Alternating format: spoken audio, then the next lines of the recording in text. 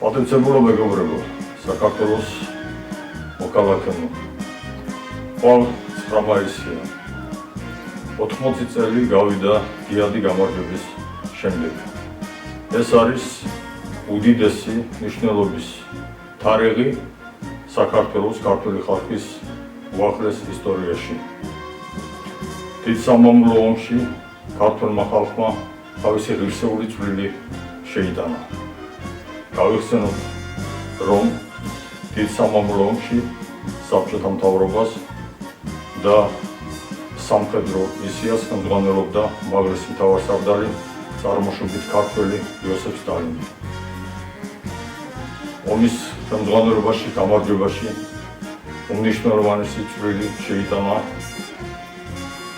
გამოჩენილმა დიდმა სახელმწიფო მოღვაწემ, ასევე წარმოშობით ქართველმა ლავრენტი ბერიამ.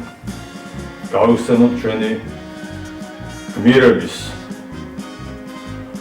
მიერ გაღებული წვლილი სამამულო ომში. 136 საბჭოთა კავშირის გმირი იყო საქართველოდან. 700,000 წითელარმიელი გააგზავნა მრავალეროვანმა ჩვენმა პატარა ქვეყანამ დიდ სამამულო ომში. აქედან 300,000 უკან აღარ დაბრუნებულა. ქართველმა ხალხმა შეიტანა სერიოზული წვლილი ომის მომარაგებაში, ზურგში. 1000-ობით ტოლილი მიიღო. 1000-ობით დაჭრილს, დასაჭირებულს უმკურნალა და ისევ ფრონტზე გააგზავნა. ერთი სიტყვით ეს არის დიდი თარიღი, რომელიც დავიწყება, რა თქმა უნდა, დიდი სიცხულია. ამიტომ ჩვენ მოგიწოდებთ ხვალ თბილისში, კინოთეატრ საქართველოსთან დიდუბეში, მოგზავნეთ 13 საათზე, ჩვენ გვექნება მსვლელობა და ეს მსვლელობა დამთავრდება მიტინგით საბჭოთა კავშირის გმირის მელიტონ კანტარიას ბიუსტთან.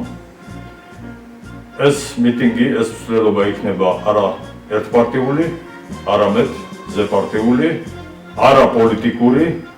მისი ორგანიზატორები არიან სხვადასხვა პარტიის საზოგადოებრივი მოძრაობების წარმომადგენლები.